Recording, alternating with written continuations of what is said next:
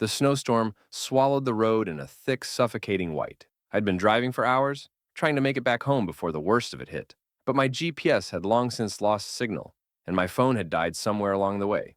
The endless stretch of frozen trees and swirling snow had turned the highway into an unmarked grave of direction. My gas gauge flickered near, empty. Then, through the whirling gusts of snow, I saw it, a cabin. It sat at the edge of the tree line, barely visible in the storm, its windows dark, but standing as the only sign of shelter for miles. I pulled my car to the side of the road and trudged through the knee-deep snow, my boots crunching against the frozen ground. By the time I reached the porch, my hands were numb, and my breath came in sharp, ragged gasps. The door was unlocked. Stepping inside, I was immediately greeted by a wave of silence so deep it felt unnatural. The wind howled outside, but in here, it was as if the world had stopped. The fireplace was cold, the furniture draped in sheets. An old rocking chair sat in the corner, its curved frame unmoving, yet I had the distinct feeling it had just been in motion. A thick layer of dust covered everything, yet there were fresh footprints, leading from the door deeper into the house. A single lantern sat on a wooden table, an old-fashioned oil lamp that should have been long extinguished. Its flame flickered softly, casting long shadows along the walls. I swallowed hard, shivering as I stepped further inside. My voice echoed too loudly in the quiet as I called out, "Hello?" No answer. I tried the light switch. Nothing. I sighed, rubbing my arms for warmth as I made my way down a narrow hallway. There were old, framed photographs on the walls, black and white images of people in early century clothing, but something about them made me stop. One of the photos looked wrong. I leaned in closer, squinting in the dim light. The picture showed a family of 4 standing in front of this very cabin, a man, a woman, and 2 children. But their faces were blurred, smudged out like water damage on an old painting. The longer I stared, the more I swore the figures shifted, their heads tilting toward me. A sharp creak behind me made me spin. The rocking chair in the living room was moving. My breath hitched as I stepped backward, my mind scrambling for a rational explanation. Maybe it was the wind. Maybe the floor was uneven. Maybe I was just exhausted. But deep down, I knew none of those things were true. I turned back toward the hallway, only to stop dead. At the end of the corridor, a figure stood in the doorway of a bedroom. I couldn't see its face, just the outline of something tall and unmoving, barely illuminated the flickering lantern light. My chest tightened as I forced my lips to form words. "Who's there?" The figure did not move. A new sound filled the air, the slow, rhythmic creak of the rocking chair, swaying back and forth, back and forth. My heartbeat slammed against my ribs. I took a step back, and the lantern on the table flickered violently. Then, the figure stepped forward. I bolted. My body moved before my brain could process, feet pounding against the wooden floor as I tore toward the door. My hand fumbled against the doorknob, yanking with every ounce of strength I had. It didn't budge. Behind me, the creaking stopped. I turned.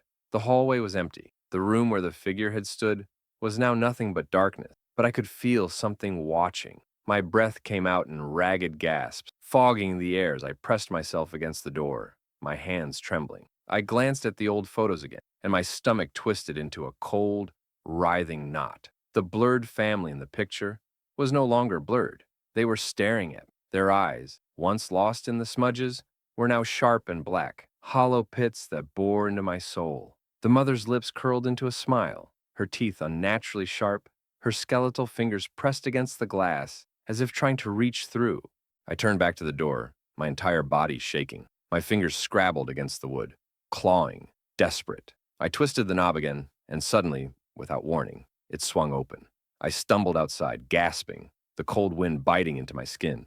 I didn't stop running until I reached my car, throwing myself inside and locking the doors. My hands were shaking so violently I could barely jam the keys into the ignition.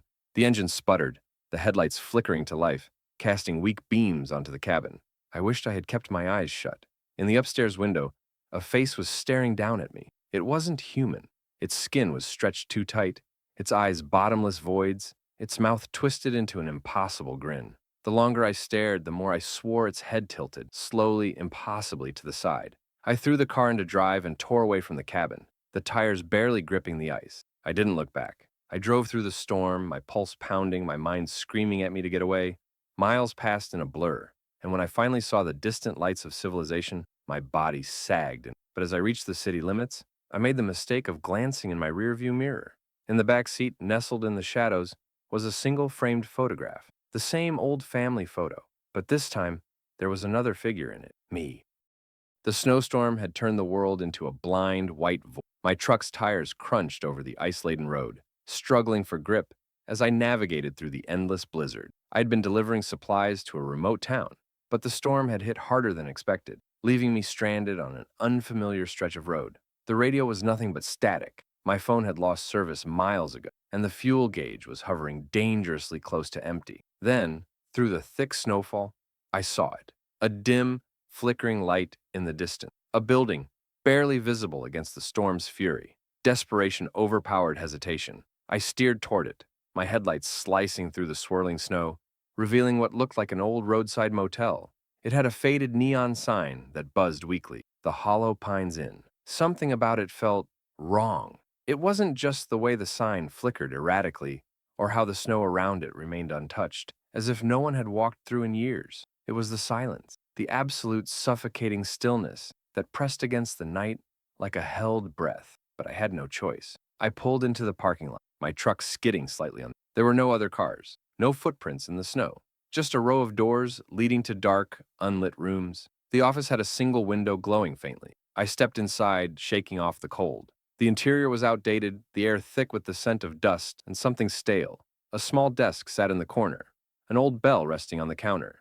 I rang it once. The sound echoed unnaturally loud. After a moment, a man emerged from the back room. He was tall and gaunt, his skin pale, as if he hadn't seen the sun in years. His eyes were sunken, too dark, and when he smiled, it felt forced, too wide, his lips stretching too thin. "Welcome," he rasped, his voice dry and papery. "Need a room?" I hesitated. Something about him sent a cold sliver of unease down my spine. But the storm howled outside, and I knew I couldn't survive in my truck overnight. "Yeah, just for the night." He slid a key across the counter. "Room 107. I nodded, gripping the key tightly as I turned toward the hallway. As I walked away, I could feel his eyes on me, watching. The hallway was dim, the flickering light bulbs barely illuminating the stained carpet. The air was heavy with a strange metallic scent, like rust or something worse. My boots made no sound against the floor. When I reached my room, the door creaked open on rusted hinges. Inside, the furniture was sparse, a single bed, a nightstand, and a dresser with a cracked mirror hanging above it. The air was colder inside than it was outside. As I set my bag down, I noticed something strange. The closet door was slightly open. A deep unease crawled up my spine. The room had been empty when I walked in, yet the darkness behind that door seemed heavier, deeper, like something was waiting. I swallowed hard and forced myself to move closer. Slowly, cautiously, I reached out and pulled the door open. Nothing, just an empty closet. No coats, no shelves, just a dark, empty space. I let out a shaky breath and turned back toward the bed.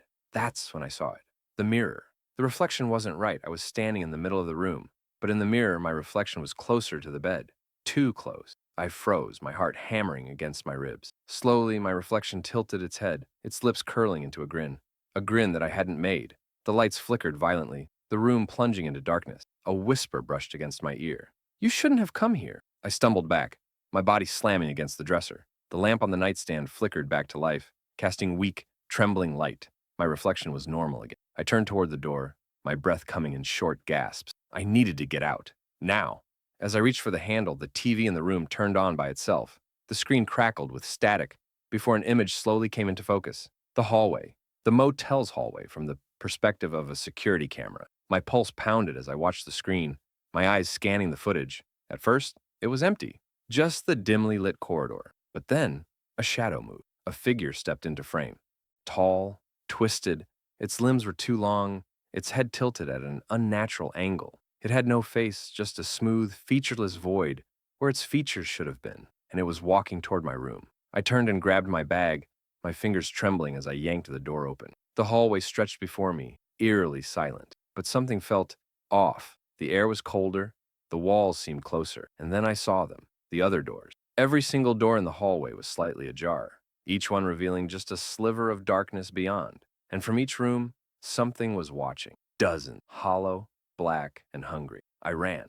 My boots pounded against the floor as I sprinted toward the exit, my breath ragged. The lights flickered wildly, the hallway stretching longer and longer as if the motel itself was. Then, a whisper, soft, distant, yet everywhere at once. "Stay." I reached the front door and shoved it open, the cold air hitting me like a wall. I didn't stop running until I reached my truck, my hands shaking as I jammed the keys into the ignition. The engine roared to life. In the rearview mirror, the motel stood silent against the storm. The neon sign still flickered, buzzing weakly. But as I stared at the darkened windows, my blood ran cold, because in one of them, pressed against the glass, was my own reflection. It grinned, and then, ever so slowly, it waved.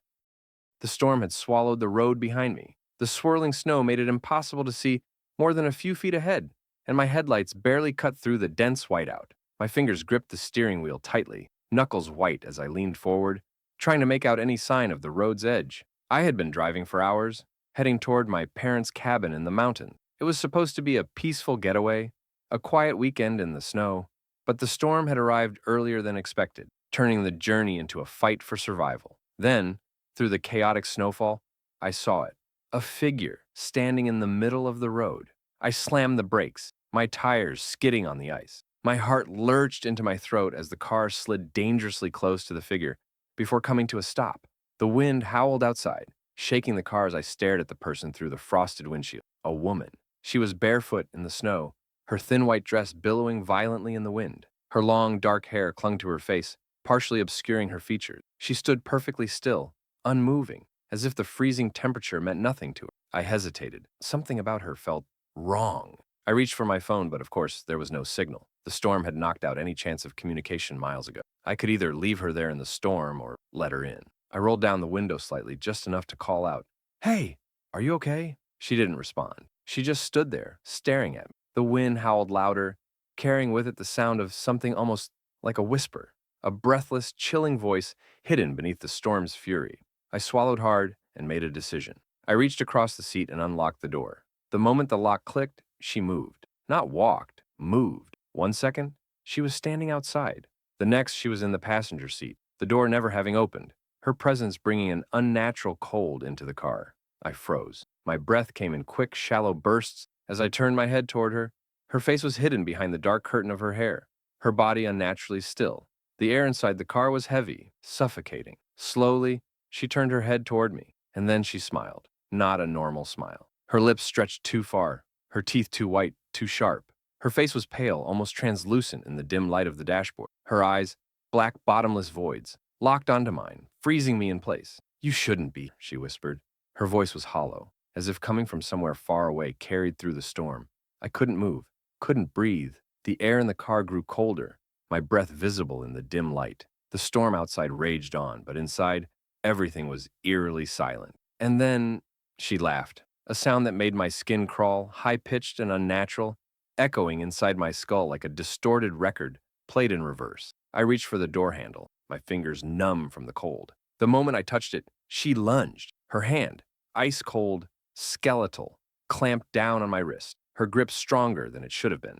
Her head snapped toward me at an unnatural angle, her grin widening. "Drive," she hissed. I obeyed. My foot slammed onto the gas, the tires skidding before catching traction. The road was a blur, the snowstorm swallowing everything around us, but I didn't care. I just needed to get away. She sat motionless beside me, her twisted grin never fading. I kept driving. Minutes passed, maybe hours. The storm never let up. The road never seemed to end. Then, finally, the headlights caught something in the distance. A sign. "Welcome to Black Hollow."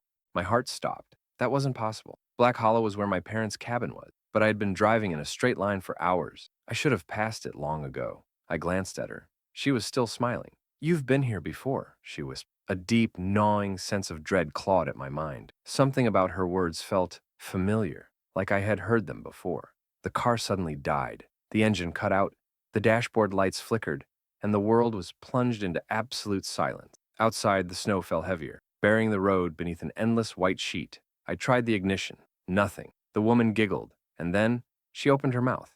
Not to speak, to scream. A sound so shrill, so unearthly, that it shattered the silence, filling the car with an unbearable, deafening shriek. I clamped my hands over my ears, pain lancing through my skull. The world spun, everything blurred. Then, darkness. I woke up to the sound of knocking.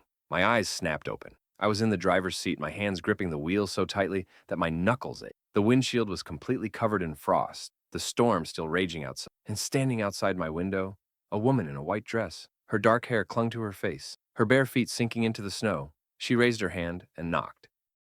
The snowstorm had swallowed the world whole. Thick, heavy snowflakes fell in relentless sheets, blurring the line between sky and earth. My wipers struggled against the icy onslaught, barely making a dent in the frost creeping across my windshield. I had been driving for hours, the storm making each mile stretch into an eternity. The road was endless, a single-lane stretch cutting through the frozen wilderness. No other cars, no lights, just me, my breath fogging up the cabin, and the dull hum of my tires over ice-slick asphalt. Then, through the whiteout, I saw it. A gas station, a single beacon of light in the storm's suffocating darkness. I exhaled in relief, my knuckles stiff from gripping the wheel too hard. The old sign creaked in the wind as I pulled into the deserted lot. The place looked like it had been abandoned years ago. Weathered wooden walls, flickering fluorescent lights, and a single rusting gas pump, standing like a relic from another time. I stepped out into the cold, my boots crunching against the ice-packed ground. The wind cut through my jacket like a blade, but I ignored it. I needed gas. I needed to stretch my legs, and I needed to shake the feeling that I wasn't alone. The moment I stepped inside, the scent of dust and stale air filled my lungs. The convenience store was dimly lit, shelves stocked with faded snack packages and long-expired canned goods. A single man stood behind the counter, his face hidden beneath the shadow of a hood. He didn't look up, didn't move, just stood there, watching. A slow, creeping unease coiled in my stomach, but I forced myself to ignore it. "Hey," I said, my voice cracking slightly, "do you guys still have gas?" The man didn't answer. He just lifted a single bony finger and pointed, behind me. I turned. There, at the far end of the store, was a door. One I hadn't noticed before. It was old, wooden, with a padlock hanging open. I frowned. "What's back there?" Silence. The man hadn't moved. I felt my pulse quicken. The wind howled outside, rattling the thin glass windows, making the walls tremble. My breath was loud in the eerie stillness. I don't know what compelled me to move, but I did. I stepped toward the door. The closer I got, the stronger the smell became. Damp, rotten, something was wrong. I reached out, hesitating only for a moment, before gripping the handle and pulling. The door swung open, and I felt the ground disappear beneath me. I was falling, down, down into darkness. Cold air rushed past me, and for a moment I thought I would never stop. But then I hit something soft. I gasped, rolling onto my back. My hands touched the ground. Not wood, not concrete, flesh. My breath hit. I scrambled to my feet, my fingers sinking into the surface beneath me. It was warm, pulsing, alive. A single flickering light bulb buzzed overhead, swaying from an unseen source. Its weak glow illuminated the walls, lined with faces, dozens, hundreds, some old, some new, all frozen in expressions of terror. I staggered backward, my stomach twisting violently. The walls weren't just lined with faces, they were faces, skin, stretched and nailed into place, eyes hollow, mouths open in soundless screams. A sharp, wet drip landed on my shoulder. I looked up. The ceiling breathed. Pale, stretched flesh quivered, shifting with each movement. From it, long, twisted arms hung limply, their fingers twitching. Something moved in the darkness beyond the light's reach, slow, deliberate. A voice, a whisper, low and crawling, spoke my name. I ran, blindly, desperately. The walls pulsed around me, the faces stretching, mouths moving as if trying to scream. I reached a rusted ladder, my only way out. My fingers slipped on the damp metal as I climbed, lungs burning, heart slamming against my ribs. Below me, something chuckled, a deep, wet sound. The laughter followed me up, growing louder, closer, until I burst through the trapdoor, slamming it shut behind me. I was back in the store. The air was still, silent. The man behind the counter was gone. The door at the end of the store, gone, like it had never been there. The only sound was the wind howling outside and the soft, rhythmic beating beneath the floorboard. I turned, and behind the counter, where the man had stood, a new face had been added to the wall, mouth open, eyes locked on mine, still screaming. The snow came fast, swallowing the road in a matter of minutes. I could barely see beyond my headlights, the swirling white turning everything into a shifting, endless blur. My hands gripped the steering wheel tightly, knuckles pale against the dim glow of the dashboard. I had made a mistake. I should have never taken this road. The GPS had warned me about the storm, but I had ignored it. I was late, and my friend's cabin was only an hour away. I figured I could beat the worst of it. I was wrong. A sign appeared out of the snowfall, barely visible until I was nearly on top of it. Rest Haven Motel, 1 mile ahead. Relief washed over me. I wasn't keen on stopping, but driving blind through the storm was suicide. I followed the barely visible road, the lights of the small roadside motel flickering into view like a distant lighthouse in a sea of white. The building was old, its neon vacancy sign buzzing softly in the freezing air. I parked, stepping out into the cold. The moment my boots hit the snow, a strange feeling crawled up my spine, like I was being watched. The office was dimly lit, the air stale with the scent of dust and something faintly metallic. A small bell sat on the counter, and I tapped it twice. Nothing. "Hello?" I called out. A door creaked open behind the desk, and a man stepped out. Thin, pale. His hair slicked back in a way that made his features seem stretched. His lips curled into something almost like a smile, but it never quite reached his eyes. "You need a room?" he asked, his voice slow, deliberate. I hesitated. Something about him put me on edge. But the storm outside howled, shaking the thin glass windows, reminding me I had no other choice. "Yeah," I said, "just for the night." The man's smile widened. "Room 6, he said, sliding a rusted key across the counter. His fingers were too long. I forced a nod and grabbed the key, my skin crawling as I avoided his gaze. The motel hallway was dim, the flickering lights casting strange, shifting shadows along the cracked walls. Room 6 was at the far end, the door old, the number barely hanging onto the wood. The key turned with a reluctant click. The room was exactly what I expected. Small, outdated, the air thick with the scent of mildew. A single bed, a nightstand, a TV that looked older than I was, and a mirror. It hung on the far wall facing the bed. Large, oval, its glass too clean compared to the rest of the room. I exhaled, shoving away the uneasy feeling curling in my gut. It was just one night. I set my bag down and turned toward the bathroom. Then I froze. The mirror, I wasn't in it. The room was reflected perfectly. The bed, the nightstand, the TV, but not me. I took a slow step forward, my breath hitching. My heart pounded in my chest, a creeping cold wrapping around my spine. I lifted my hand. The mirror remained empty. Then something moved. Not me. Something behind me. A shape, shifting in the reflection. Tall. Thin. Standing just inside the doorway. My body locked up, terror flooding my veins like ice water. I couldn't turn. I couldn't move. The shape tilted its head. The door creaked. I spun, heart slamming against my ribs. Nothing. The doorway was empty, just the dim motel hallway, stretching into darkness. I turned back to the mirror. The shape was closer, right behind me. A breath, cold, damp, brushed against my neck. I ran. Out of the room, down the hall, my breath sharp, my pulse erratic. The front office door burst open as I stumbled inside. The man behind the counter looked up. "You saw it, didn't you?" he said, his voice almost eager. I gasped for air, my mind reeling. What the hell's in that room?" His smile widened. "Not in the room," he whispered. "In the mirror." I turned. Behind me, in the reflection of the motel's glass door, the shape was still there, watching, waiting. The snowstorm had turned the road into a graveyard of lost paths, endless white swallowing everything beyond the reach of my headlights.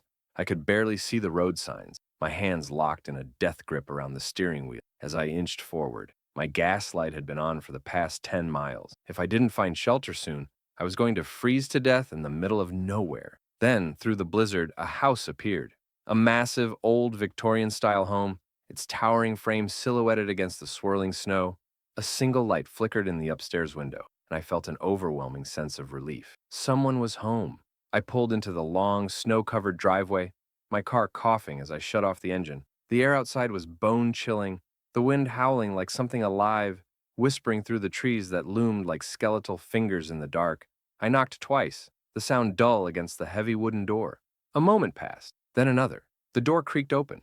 A woman stood there, middle-aged, her graying hair pulled back, her skin pale as the snow behind me. She stared at me for a moment, then smiled, thin, polite, but something about it felt wrong. "You're lost," she said, more of a statement than a question. "My car's nearly out of gas," I said. "I was hoping I could stay until the storm passes." She hesitated. Then, slowly, she stepped aside. "Come in." The house was warm. the scent of burning wood and something faintly sweet lingering in the air. The walls were lined with antique furniture, faded portraits staring down at me with hollow eyes. The flickering light from an old chandelier cast strange shadows along the hallway. "You can stay the night," she said. "The guest room is upstairs." I nodded, grateful. But as I followed her up the winding staircase, I noticed something strange. There were no other footprints in the dust, not on the stairs, not on the floor, as if no one had walked these halls for years. The guest room was small but comfortable. A bed, a nightstand, and a single wooden chair. The storm raged outside, wind rattling the windows, but inside, the house was eerily silent. Too silent. Something felt wrong. I lay in bed, staring at the ceiling, exhaustion pulling at my limbs. But just as sleep began to take me, I heard it. A whisper, faint, coming from the hallway. I sat up, my pulse quickening. Another whisper, closer. Then, a knock, slow, rhythmic, right outside my door. I swallowed hard. Hello? Silence. I reached for my phone, the dim light of the screen doing little to ease my fear. No service. Another knock, louder this time. I crept toward the door, pressing my ear against the wood. Breathing, raspy, shallow, too close. I held my breath, my heart hammering. Then, the knob twisted. I stumbled back as the door swung open. The hallway was empty, but the air was wrong, colder, heavier, and at the far end of the hall, near the stairs, the woman stood there, watching, not moving, just staring. Her smile too wide, too stretched, like she wasn't human at all. I slammed the door shut, locking it, my breath coming in sharp gasps. The whispers had stopped, the knocking had stopped, but the air in the room had changed. I wasn't alone anymore. Slowly, I turned, and in the mirror beside the bed, there was something standing behind me, tall, gaunt, its face stretched into an unnatural grin. It raised a single bony finger to its lips. Shh. Then, darkness. I woke up gasping. I was still in the room. The bed was cold beneath me, the air thick with something rotten. A rancid, decaying scent that turned my stomach. Had I imagined it? Number. The room was different. The wallpaper was peeling, the wooden floor warped, covered in long, dark stains. My breath hitched. I stumbled out of bed, my heartbeat deafening in my ears. I needed to get out. I yanked open the door, stepping into the hallway, and stopped. The house was ruined. Cobwebs clung to the ceiling. The wallpaper rotted and curling at the edges. The chandelier was nothing but rusted metal and dangling wires. The portraits on the walls, their faces were gone. Just empty, peeling spaces where eyes and mouths should have been. This wasn't the house I had entered. A voice whispered from behind me, low, breathy. My name. I ran. Down the stairs, past the warped wooden railing, my body screaming for me to move faster. The front door was gone. The living room stretched into endless, twisting halls, doorways leading to nothing. My breathing turned ragged. I turned a corner, and she was there, the woman. Her skin was gray now, her lips split open into a grotesque, gaping grin. Her eyes, hollow, black pits, watched me hungrily. You're staying. Her voice was inside my head, slithering through my thoughts like ice water. I backed away, but something cold wrapped around my wrist. I looked down, a hand, pale, rotted, fingers digging into my skin. Another reached out from the darkness. Then another, hands, arms, stretching from the walls, the floor, the ceiling, pulling me back. I screamed, I fought, but the house swallowed my voice, and the last thing I saw was her smile. And then, silence. The storm passed by morning. A search party found my car abandoned in the driveway of an old, collapsed house. The house had burned down 40 years ago. No one had lived there since, no one except me. The road ahead was barely visible beneath the suffocating whiteout of the snowstorm. The wind howled like a wounded animal, rattling my car as I gripped the steering wheel with stiff fingers. The temperature had dropped to a bone-chilling level, and the heater was struggling to keep up. I wasn't supposed to be out this late, but I had no choice. The town was miles behind me, and there wasn't a single sign of life ahead. I had been driving for hours, my headlights illuminating nothing but endless, swirling snow. My phone had lost service miles ago, and the gas gauge was dangerously close to empty. Then, just when I thought I would have to pull over and risk freezing to death in the car, I saw it. A motel. A neon sign flickered in the distance, half buried in the thick snowfall. Redwood Motel, it read, the letters buzzing weakly through the storm. It didn't look like much, just a long, single-story building with faded paint and a parking lot nearly buried under the snow. But at that moment, it felt like salvation. I pulled into the lot, the tires crunching over ice. There was only one other car parked there, an old station wagon covered in snow. The place looked abandoned, but the vacancy sign glowed weakly in the window. I stepped out of the car, instantly regretting it as the cold bit into my skin. My boots sank into the snow, the wind cutting through my jacket as I trudged toward the front office. The lobby was dimly lit, the air stale with the scent of dust and something else, something sweet and rotting. A small bell sat on the front desk next to a faded guest book. I rang the bell. Silence. Then, after what felt like forever, a man emerged from the back office. He was tall and gaunt, with sallow skin and eyes that seemed too deep set in his face. His uniform was outdated, the name tag worn and unreadable. Need a room? His voice was hoarse, like he hadn't spoken in days. Yeah, I said, trying to shake off the unsettling feeling crawling up my spine. Just for the night. He slid a key across the counter. Room 6, cash only, he added, his lips barely moving. I handed him the money and he took it without counting. Something about the way he watched me sent a shiver down my spine, not just because of the cold. I took the key and hurried out, the wind nearly slamming the door behind me. Room 6 was at the far end of the motel.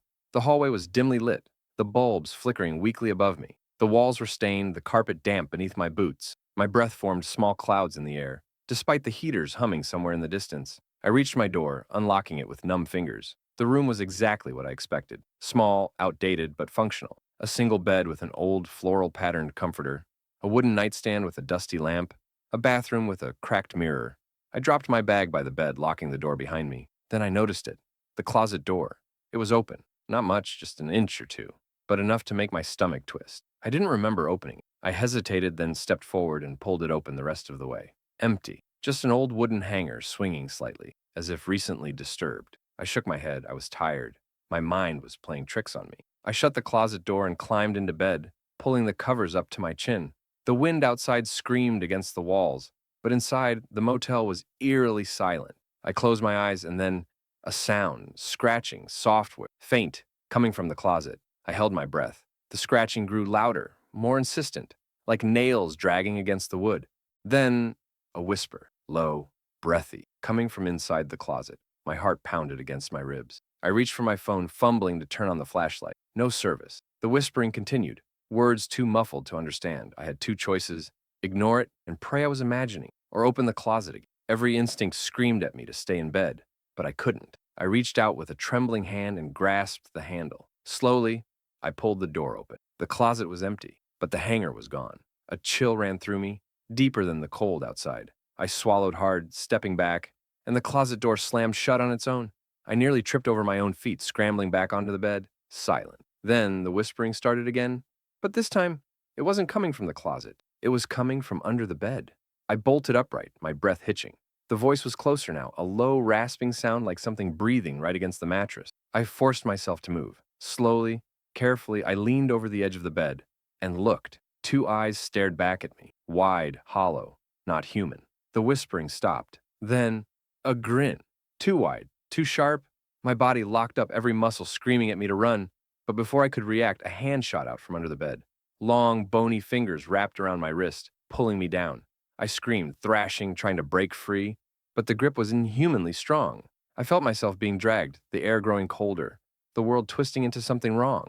The last thing I saw before the darkness swallowed me was the closet door swinging open and something crawling out. The next morning, the motel was empty. No guests, no staff. My car was gone, and room 6 didn't exist. The building had been abandoned for years. The only thing they found was a single, rusted key lying in the snow, with my name scratched into it.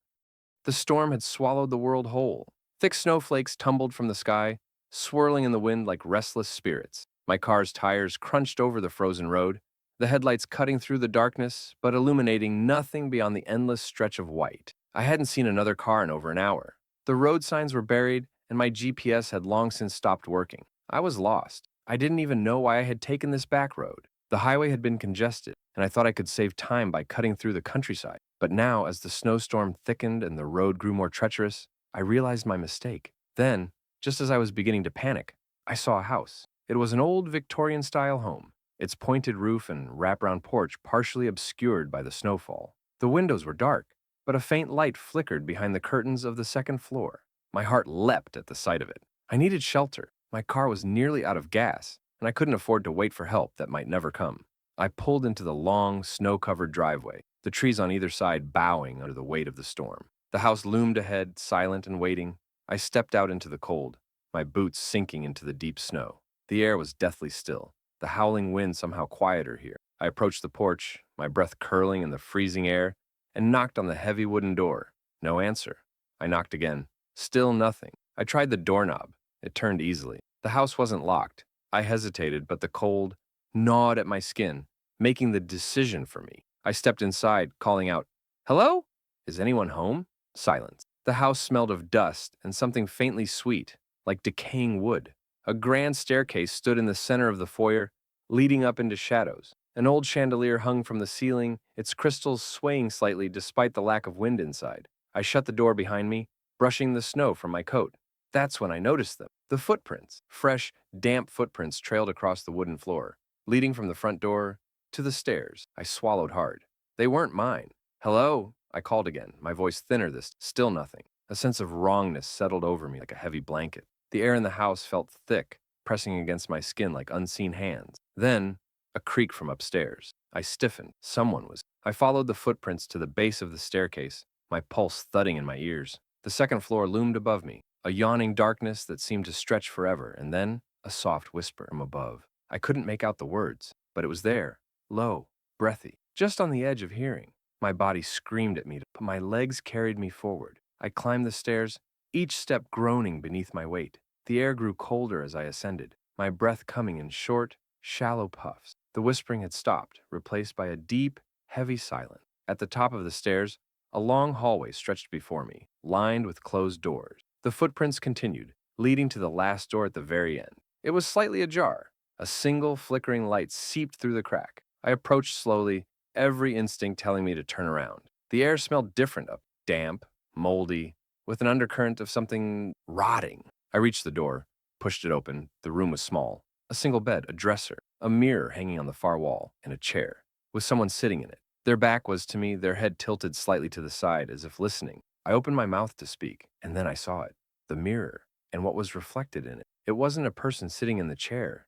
It was something else, twisted, wrong. Its limbs were too long, its fingers curling over the armrests like spider legs. Its head was cocked at an unnatural angle, the skin stretched too tight over its skull. And worst of all, it was smiling, a slow, creeping grin that split its face in half. I took a step back, and the thing in the chair snapped its head around to face me. Its eyes were hollow, black pits that swallowed the dim light. The grin widened. I turned and ran, down the hall, down the stairs, my own footsteps echoing like gunshots in the silence. The air felt heavier, the walls seeming to close in around me. Something moved in the shadows. I didn't look. I burst through the front door, my boots skidding on the icy porch. The storm had worsened, the wind screaming around me like 1,000 voices.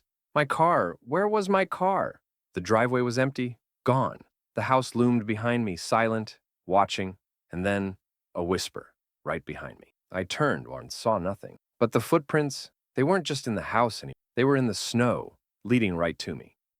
The snowstorm had turned the world into a suffocating white void, erasing the landscape beneath a thick, unbroken sheet of ice. The road was long gone, swallowed by the relentless snowfall, and I was hopelessly lost. I hadn't meant to drive this way. My original plan was simple: head to my friend's cabin for the weekend, enjoy some time away from the city, and return before Monday. But the storm had arrived earlier than expected, and my GPS had given up entirely, its screen frozen on a route that no longer existed. My headlights barely cut through the heavy snowfall, and I was running out of gas. Then I saw the sign, a crooked wooden signpost, barely visible beneath the snow, its letters nearly erased by time. Raven Hollow, 2 miles. I had never heard of it before, but I had no choice. I turned onto the road leading to the town, my tires crunching over ice. It was eerily silent, save for the occasional creaking of tree branches buckling under the weight of the snow. My breath fogged against the windshield, and an uneasy feeling settled in my stomach. Something felt wrong. I reached the town moments later, or what was left of it. The houses were old, their roofs sagging under years of neglect. Some buildings had collapsed entirely, their remains barely visible beneath the snowfall. The streets were empty, no tire tracks, no footprints, nothing. It was as if no one had been here for decades, but the lights were on. Dim, flickering lanterns glowed behind cracked windows, casting eerie shadows across the snow. Smoke curled lazily from a few chimneys, as if the houses were still occupied. I parked near what looked like an old diner, its neon sign barely hanging on. Miller's Cafe flickered weakly, buzzing against the storm. I hesitated before stepping out of the car, my boots sinking into the knee-deep snow. As soon as I entered, a bell above the door chimed. The diner looked frozen in time. Red vinyl booths lined the walls, a long counter stretched across the front, and an ancient jukebox sat in the corner, its lights flickering. The air smelled of something stale, dust and grease, but beneath that, something off. A woman stood behind the counter. She was old, her gray hair pinned back tightly, her apron clean and crisp. She looked up when I entered, her lips parting in what should have been a smile but wasn't. "Lost?" she asked. Her voice was smooth, too smooth, like she had rehearsed the word over and over until it lost its meaning. "Yeah," I admitted. "Got caught in the storm." She nodded once, slowly. "Storm's been going for a while now." I frowned. "What do you mean?" "It started earlier today." She didn't answer. Instead, she turned to a coffee pot and poured a cup. "Warm yourself up. No charge." I hesitated before taking the cup.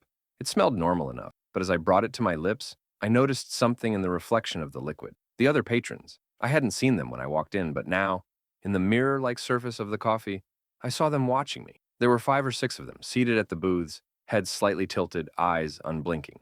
I turned sharply. The booths were empty. The woman behind the counter watched me, her expression unreadable. "I should probably get going," I muttered, setting the coffee down. "Storm's bad," she said, "not safe to leave." Something in her tone made my skin crawl. "I'll take my chances." I turned toward the door and stopped. The windows were no longer fogged over. I could see the town outside now, see the snow-covered buildings and the dark street, and I could see them, figures standing in the storm, motionless, barely visible through the whirling snow, watching. I took a step back. My pulse pounded in my ears. "Who are they?" The woman didn't answer. I turned back to her, but she was gone. The entire diner was empty. The booths, the counter, even the flickering jukebox, gone. The walls were rotted, the ceiling caving in. The floor was covered in thick layers of dust, undisturbed for years, and yet the coffee cup still sat on the counter. Steam still curled from its surface. The bell above the door chimed. I turned. The figures outside were closer. I ran, out into the storm, back to my car, but it was gone. The road was gone. The diner was gone. The entire town was gone. All that remained was the snow, and the footsteps leading toward me.